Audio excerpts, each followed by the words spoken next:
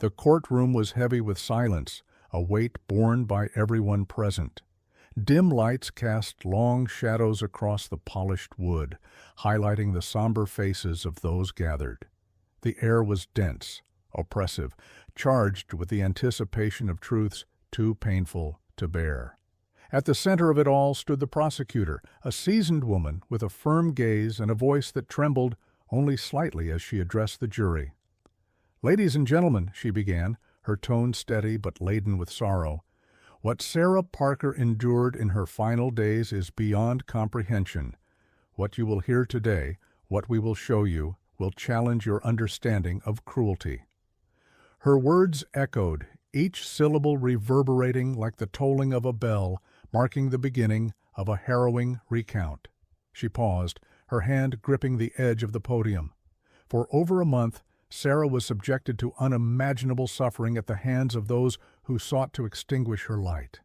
And while some of them now sit before you, others, protected by wealth and influence, walk free. The courtroom remained deathly quiet, the faint shuffle of a journalist's pen the only sound. The prosecutor's voice faltered, but she quickly composed herself, drawing the jury's attention back to the screen beside her. Images flickered to life, Sarah's bright smile in a family photograph, her carefree laughter frozen in time. Then the images darkened, gritty photos of the desolate site where her body was found. Gasps rippled through the audience, and one juror instinctively looked away. Sarah Parker had vanished without a trace. On a cold November evening, her usual walk home from work cut hauntingly short. What began as a missing persons report quickly turned into a full-blown investigation when search teams found her belongings scattered in an abandoned field weeks later. The discovery of her remains, a sight so gruesome that first responders needed counseling, shattered the quiet community she had called home. The news spread like wildfire. The media latched onto the story, branding it the Sarah Parker case, and dissecting every available detail with morbid fascination. Experts speculated endlessly about her captors, theorizing motives that ranged from depravity to revenge. Social media ignited with calls for justice, while amateur sleuths tried to piece together what law enforcement could not, or would not. Amid this storm, one truth remained constant. Sarah Parker had become more than a victim. She was a symbol of innocence destroyed, of lives irrevocably altered, and of a justice system poised to fail. But to those who knew her, Sarah was more than headlines and tragedy. She was a 26-year-old with dreams as bright as her future. A talented illustrator, Sarah often spoke of starting her own graphic novel series. She adored her family, doted on her niece, and filled her free time volunteering at a local animal shelter. Friends described her as the glue that held their circle together, the one who remembered birthdays, offered a shoulder to cry on, and lit up every room she entered.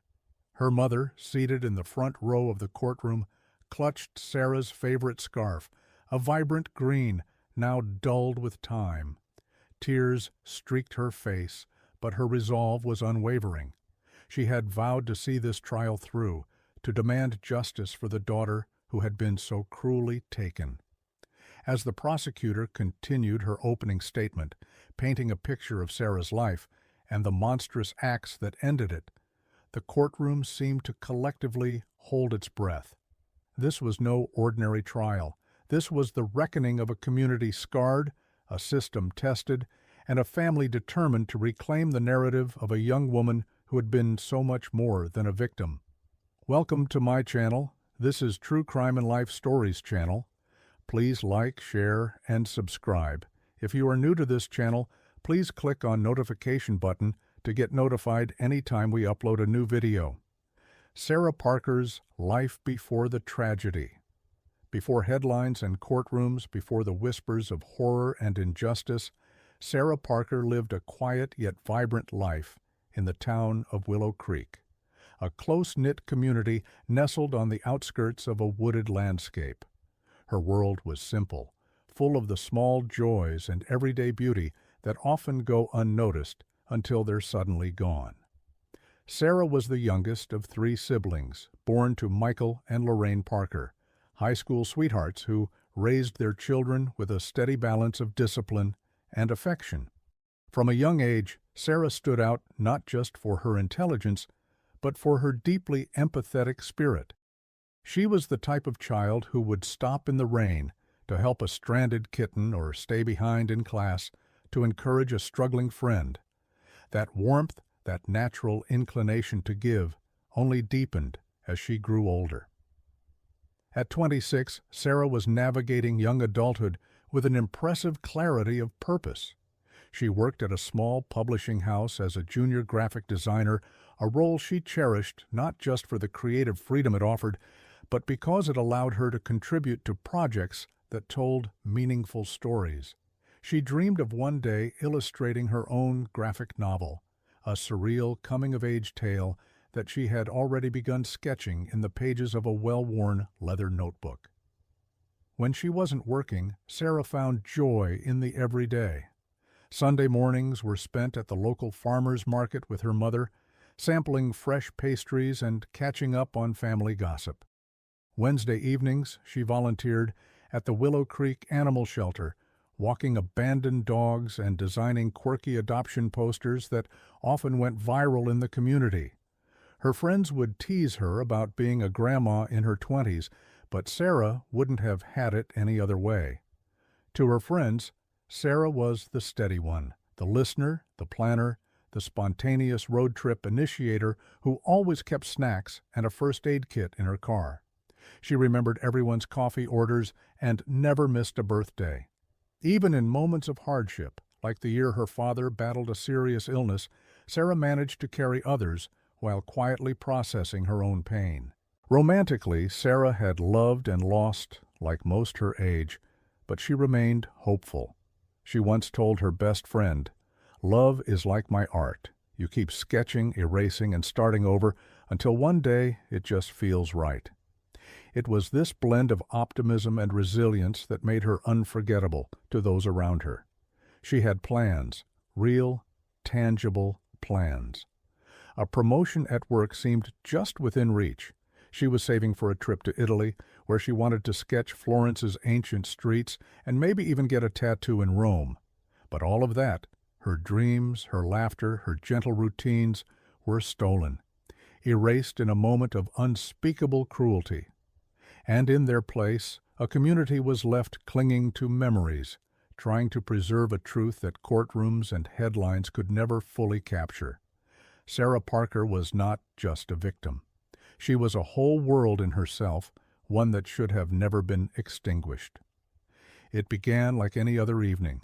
November 12th was cold, the kind of cold that made people quicken their pace and tug their jackets tighter. Sarah had just left her office downtown a little after 7 p.m., having stayed late to finalize a mock-up for a children's book her team was preparing. She texted her mom, letting her know she'd grab something to eat on the way home. "Don't wait up," she wrote, ending the message with her usual heart emoji. But Sarah never made it home. At first, no one panicked. It wasn't unusual for her to stop by the bookstore or visit a friend spontaneously. But when hours turned into a restless night and Sarah's phone went straight to voicemail, a quiet unease crept into the Parker household. By morning, that unease turned into alarm. Her parents called her job. Her best friend Eliza hadn't heard from her either. Her car wasn't at the apartment, and none of the nearby businesses had seen her. A missing person report was filed by noon. What followed was a desperate and determined search. Friends, neighbors, and even strangers combed the streets of Willow Creek. Flyers with her photograph were taped to lampposts, pinned in coffee shops, and shared endlessly across social media. Local news outlets picked up the story. "Young woman vanishes on way home from work," the headlines read. For the first few days, there was hope. Maybe she'd had an accident. Maybe she'd been picked up by someone with good intentions and was somewhere, recovering, confused, safe. Her mother clung to that belief. Her father silently prepared for the worst. Then came a chilling break in the case. 6 days after Sarah's disappearance, Her phone was found in a wooded area just outside town, cracked and smeared with what appeared to be blood. It was discovered by a local hiker who had seen her missing poster and recognized the pink floral phone case. From that moment on, everything changed. Search parties intensified, police dogs were brought in, drones hovered over forests and rivers. Every inch of the terrain was scrutinized. The community, once united in hope, now whispered darker possibilities. Eliza gave a tearful interview on the evening news. She would never disappear like this. If Sarah could reach out, she would. Something happened to her. For nearly 3 weeks there was nothing. No more clues, no ransom calls, no sightings. It was as if Sarah had been swallowed whole by the darkness. Then, just over a month later, a hunter stumbled upon something horrifying in the northern woods. Remnants of clothing, bones, and evidence of long-term captivity and abuse. Sarah had been found. But not the way anyone had prayed for. The disappearance that had begun with hope ended in agony. And from that moment forward, the quiet town of Willow Creek would never be the same. Because now it was no longer just a search, it was a murder investigation, and justice for Sarah Parker was only beginning. The discovery. It was the morning of December 17th when the call came in. A seasoned hunter, Raymond Collins, had been tracking deer through the dense northern woods of Willow Creek when he noticed something strange, an abandoned shack half hidden beneath a blanket of ivy and snow. It looked like it hadn't been touched in years. But as he stepped closer, something told him to stop. There was a smell, rot, sweat, decay, something he would later describe as the scent of suffering. Inside the shack was a nightmare frozen in time. The interior was barely lit. The single window had been covered with boards, and the door had 3 different locks bolted from the outside. The air was thick, stagnant, and foul. On the floor lay a filthy mattress, stained and tattered, surrounded by chains anchored into the concrete. A small table held a cracked bowl, a plastic bottle, and a bloodied cloth. Etched into the wooden walls were scratch marks, deep, frantic gouges, alongside faded messages carved with fingernails or maybe a shard of glass. One message read, "Please, my name is Sarah Parker. Don't forget me." Raymond backed away and called the police immediately. What followed was a scene of hushed horror as forensic teams descended on the property, cataloging every item with clinical precision. And in the corner of that shack, partially buried beneath loose floorboards, they found the remains. Sarah's remains. The coroner's report would later confirm what investigators feared. She had been held there for over a month, subjected to repeated physical and psychological torture. Bruises, broken bones in various stages of healing, ligature marks around her wrists and ankles. It was the kind of cruelty that defied comprehension. She had likely died just days before the discovery, her body discarded like trash by those who had taken everything from her. Outside the shack, a shallow grave had been started.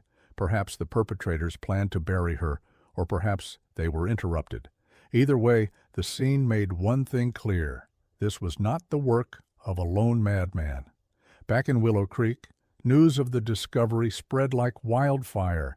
Vigils were held, candles lit. Strangers embraced each other in the streets, many weeping for a young woman they had never met. Sarah's family was escorted by authorities to identify the items recovered from the scene: her watch, her locket, the torn remains of her favorite green sweater. Lorraine Parker collapsed upon seeing them. What had started as a missing persons case had now become one of the most brutal and high-profile murder investigations the state had ever seen. And as reporters set up outside the Parker residence and conspiracy theories began to bubble online, one question dominated every conversation: who could be capable of something this monstrous? The search for the answer would take investigators deep into a web of secrets, power, and darkness that no one in Willow Creek was prepared to face. The investigation begins. The morning after Sarah Parker's remains were discovered, Willow Creek awoke to a new reality, one where innocence had been stripped and justice became the town's only hope for redemption. Detective Marcus Hale was assigned to lead the investigation. A quiet, methodical man with a background in violent crimes and a reputation for seeing patterns where others saw chaos, Hale stepped into the case with a single-minded determination. His first stop was the shack. As he walked through the frozen remnants of Sarah's last days, his expression hardened. This wasn't just a killing. This was ritualistic, controlled, deliberate. Whoever did this hadn't just wanted her dead, they wanted her broken. The crime scene was a forensic minefield. Multiple fingerprints, hair strands, and cigarette butts were collected, but most troubling were the signs of multiple DNA contributors. This wasn't the work of a single person. The case was officially classified as a group abduction and torture homicide, an exceedingly rare and disturbing crime category. Surveillance footage from Sarah's last known route was reanalyzed frame by frame. A shadowy van seen trailing her vehicle, overlooked in the initial search, was now at the center of attention. The van's license plate was obscured, but enhancements revealed part of a sticker in the back window. That detail cracked the first major lead. Within 48 hours, a tip came in. A local mechanic recognized the partial description and pointed police to a property owned by Gerald Knox, a man with a sealed juvenile record and disturbing rumors trailing behind him. When detectives arrived, Knox wasn't home, but inside his shed they found Sarah's missing scarf and a USB drive. The contents of the USB turned the stomachs of even the most seasoned investigators. Grainy footage, some of it dated, showing Sarah in captivity, terrified, chained, crying out for help. There were voices, multiple ones, men laughing, taunting her, one even calling her art. The FBI was called in. The case exploded nationally. The footage leaked online through anonymous channels. The media dubbed the group the Collectors, based on what appeared to be a pattern in their behavior. Videos and photos archived, as if they were trophies. Knox was arrested 2 days later. Under interrogation, he was cold, indifferent. But he slipped up. He mentioned the others, confirming what authorities had suspected. Sarah wasn't his only victim, and he wasn't acting alone. Names began to surface, some shocking, others protected by power and privilege. A former politician's son, a wealthy landowner, even a man tied to the local police department. Each revelation rocked the town further. As Hale built the case piece by piece, a chilling realization took hold. Sarah's death wasn't a spontaneous crime. It had been orchestrated, planned, and worse, it might have been part of something much larger. But Hale made a vow quietly, under his breath, as he left the interrogation room after Knox's confession. For Sarah Parker, there will be no loose ends. Raymond backed away and called the police immediately. What followed was a scene of hushed horror as forensic teams descended on the property, cataloging every item with clinical precision. And in the corner of that shack, partially buried beneath loose floorboards, they found the remains. Sarah's remains. The coroner's report would later confirm what investigators feared. She had been held there for over a month, subjected to repeated physical and psychological torture. Bruises, broken bones in various stages of healing, ligature marks around her wrists and ankles. It was the kind of cruelty that defied comprehension. She had likely died just days before the discovery, her body discarded like trash by those who had taken everything from her. Outside the shack, a shallow grave had been started. Perhaps the perpetrators planned to bury her, or perhaps they were interrupted. Either way, the scene made one thing clear. This was not the work of a lone madman. Back in Willow Creek, news of the discovery spread like wildfire. Vigils were held, candles lit. Strangers embraced each other in the streets, many weeping for a young woman they had never met. Sarah's family was escorted by authorities to identify the items recovered from the scene: her watch, her locket, the torn remains of her favorite green sweater. Lorraine Parker collapsed upon seeing them. What had started as a missing persons case had now become one of the most brutal and high-profile murder investigations the state had ever seen. And as reporters set up outside the Parker residence and conspiracy theories began to bubble online, one question dominated every conversation: who could be capable of something this monstrous? The search for the answer would take investigators deep into a web of secrets, power, and darkness that no one in Willow Creek was prepared to face. The investigation begins. The morning after Sarah Parker's remains were discovered, Willow Creek awoke to a new reality, one where innocence had been stripped and justice became the town's only hope for redemption. Detective Marcus Hale was assigned to lead the investigation. A quiet, methodical man with a background in violent crimes and a reputation for seeing patterns where others saw chaos, Hale stepped into the case with a single-minded determination. His first stop was the shack. As he walked through the frozen remnants of Sarah's last days, his expression hardened. This wasn't just a killing. This was ritualistic, controlled, deliberate. Whoever did this hadn't just wanted her dead, they wanted her broken. The crime scene was a forensic minefield. Multiple fingerprints, hair strands, and cigarette butts were collected, but most troubling were the signs of multiple DNA contributors. This wasn't the work of a single person. The case was officially classified as a group abduction and torture homicide, an exceedingly rare and disturbing crime category. Surveillance footage from Sarah's last known route was reanalyzed frame by frame. A shadowy van seen trailing her vehicle, overlooked in the initial search, was now at the center of attention. The van's license plate was obscured, but enhancements revealed part of a sticker in the back window. That detail cracked the first major lead. Within 48 hours, a tip came in. A local mechanic recognized the partial description and pointed police to a property owned by Gerald Knox, a man with a sealed juvenile record and disturbing rumors trailing behind him. When detectives arrived, Knox wasn't home, but inside his shed they found Sarah's missing scarf and a USB drive. The contents of the USB turned the stomachs of even the most seasoned investigators. Grainy footage, some of it dated, showing Sarah in captivity, terrified, chained, crying out for help. There were voices, multiple ones, men laughing, taunting her, one even calling her art. The FBI was called in. The case exploded nationally. The footage leaked online through anonymous channels. The media dubbed the group the Collectors, based on what appeared to be a pattern in their behavior. Videos and photos archived, as if they were trophies. Knox was arrested 2 days later.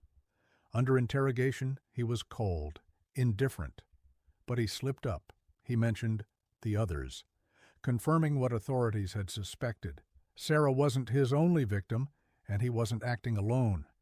Names began to surface, some shocking, others protected by power and privilege. A former politician's son, a wealthy landowner, even a man tied to the local police department. Each revelation rocked the town further. As Hale built the case piece by piece, a chilling realization took hold. Sarah's death wasn't a spontaneous crime. It had been orchestrated, planned, and worse, it might have been part of something much larger. But Hale made a vow quietly, under his breath, as he left the interrogation room after Knox's confession. For Sarah Parker, there will be no loose ends. The hunt for the remaining monsters had just begun. Uncovering the network. What began as a single arrest spiraled into a web of sinister connections that reached deeper than anyone had expected. Gerald Knox's confession, though cryptic, cracked open a vault of darkness. He spoke of viewing parties, encrypted chats, and an inner circle known only as the Harvest. Detective Marcus Hale, now working closely with federal agents, began mapping out every individual mentioned, every address visited, every digital breadcrumb. What they found wasn't just a group of deranged individuals, but a coordinated network that operated in silence, hidden beneath layers of money, privilege, and fear. The USB found in Knox's shed proved to be just one of many. Another was recovered from a luxury cabin owned by Daniel Greaves, a wealthy contractor with political ties and a known philanthropist. Greaves had an alibi the night Sarah disappeared, but forensic analysis connected him to the shack, specifically to the table where the bloodied cloth was found. His fingerprints were smeared into the edge of a drawer that held a rusted blade. When confronted, Greaves lawyered up immediately, refusing to speak. But Hale wasn't deterred. A warrant uncovered a private hard drive locked inside a false compartment in his office wall.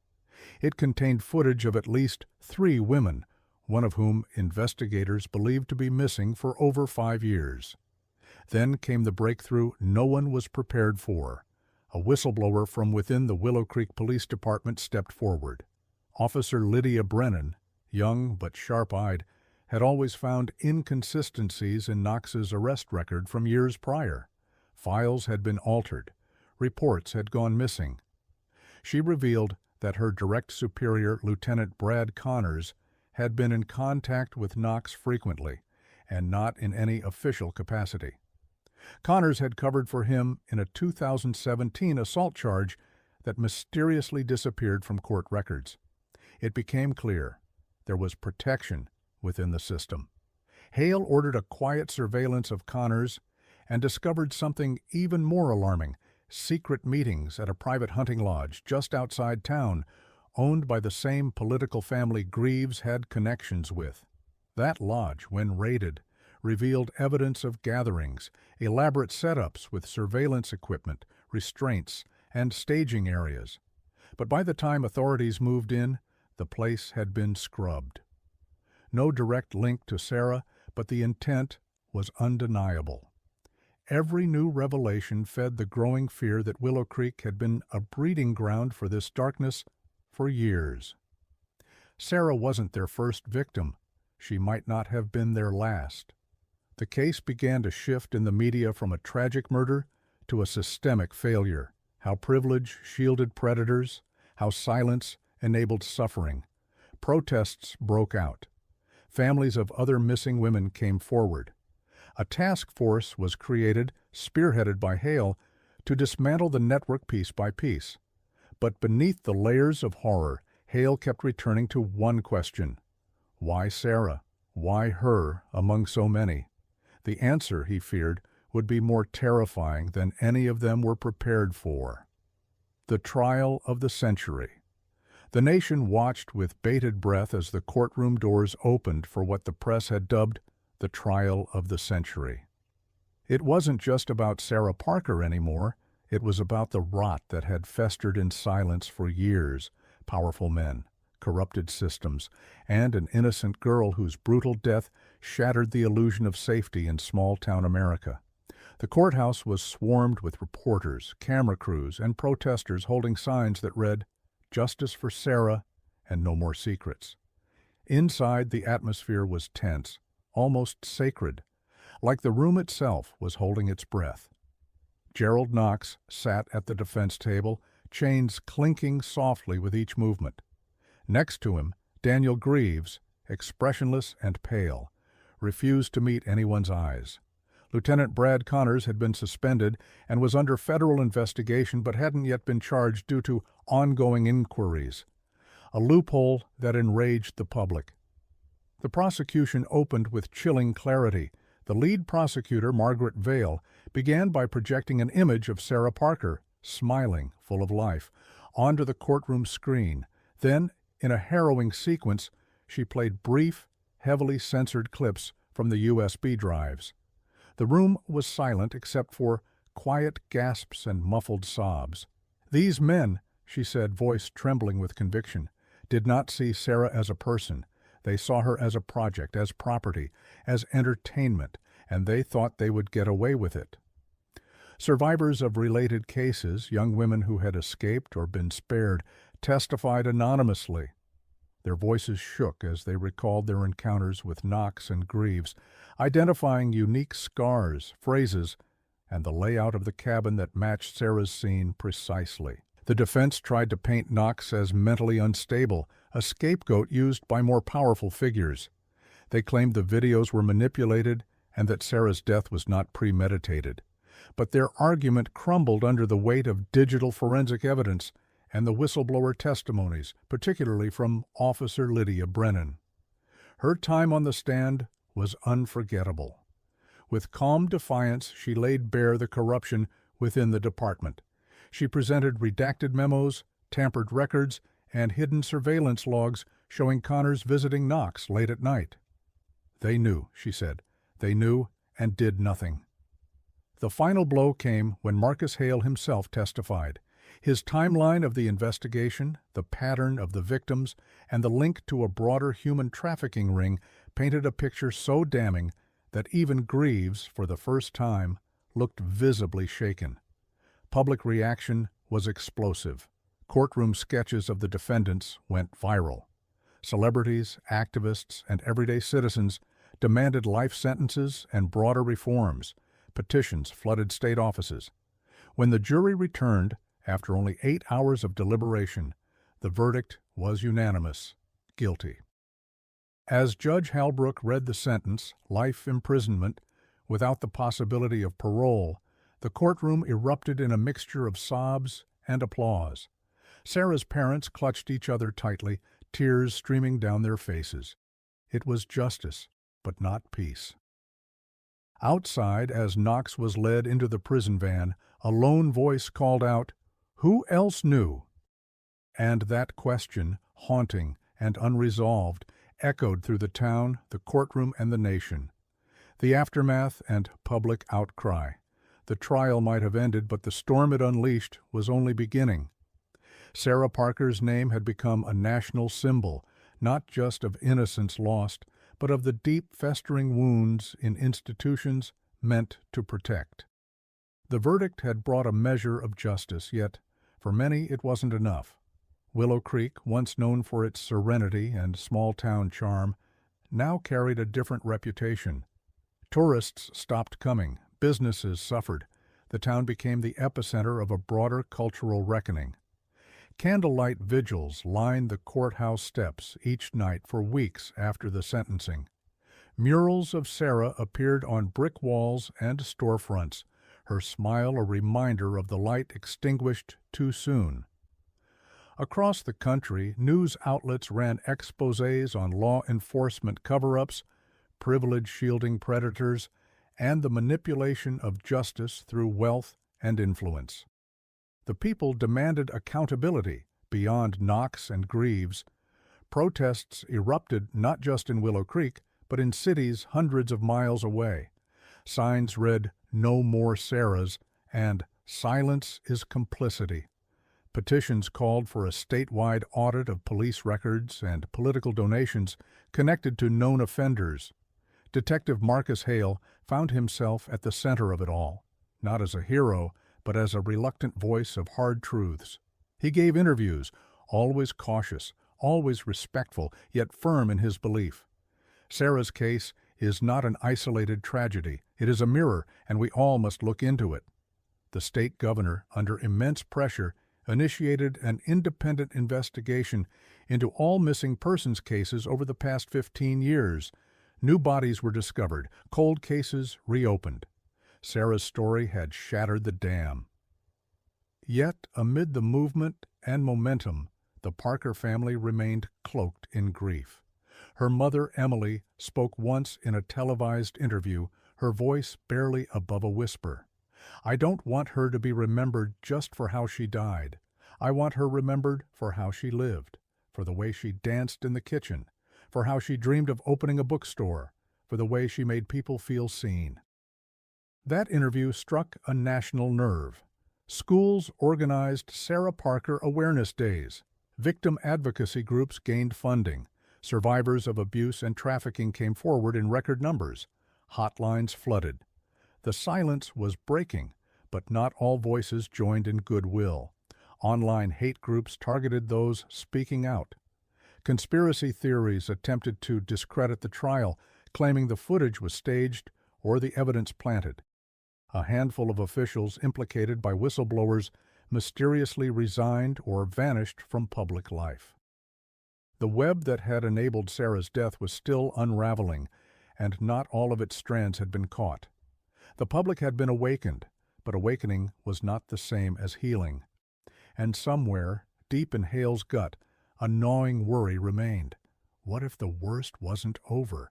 What if this wasn't the end, but only the beginning of something far darker than anyone could have imagined? A candle in the darkness. Sarah Parker's story is not just a tale of horror, it is a brutal mirror held up to the face of society. Her life, and the way it was stolen from her, speaks to the fragility of justice when corrupted by power, the silence of institutions designed to protect, and the monstrous lengths humanity can descend to when compassion is stripped away. But in the aftermath of that darkness, something unexpected stirred, not just outrage, but awakening. The case exposed deep cracks in the foundations of law and morality. It revealed how influence could bend the rules, how wealth could silence the truth, and how systems built on trust could become weapons in the wrong hands. Yet within those truths also emerged a greater question. What do we, as individuals and as a society, do when faced with evil so raw, so unimaginable? Sarah's death forced the world to confront that question. It forced communities to examine their indifference, authorities to reckon with their failures, and families to reevaluate the safety they thought they understood. But most importantly, it galvanized a movement. People who once looked away began to speak. Survivors found the courage to tell their truths. And the name Sarah Parker became more than a headline. It became a symbol of resistance, a voice of justice demanded. Her story did not end in the basement where her body was discovered, nor in the cold clinical courtroom where the verdict was passed. It continues in the marchers who chant her name, in the students who paint her portrait as a symbol of light, in the mothers who now watch over their daughters a little more closely, and in the lawmakers who push for reform in her memory. Sarah's spirit, though brutally attacked, was never truly broken. It survives in those who fight, so that others won't suffer as she did. It lives in the advocacy groups, in the whistleblowers, in the weary but determined detective who refused to let her become just another file on a shelf. Evil exists, and Sarah Parker's story reminds us just how close it can lurk. But so does courage, so does truth, and so does the unyielding human will to rise after being struck down. In a world that tried to silence her, Sarah's voice echoes louder than ever. And maybe, just maybe, that echo will reach someone on the brink of giving up, someone who feels invisible, someone who's afraid to speak. To them, and to all of us, Sarah leaves a final, unspoken message. Don't stop fighting. Don't stop believing that light can return. Because even in the deepest darkness, one candle is enough to start a fire. Thank you for watching and staying with us. If you like to watch more true crime and life stories, please comment and tell us where you are watching from. Don't forget to subscribe, like, share, and click on the notification button to get notified anytime we upload a new video. See you in our next video.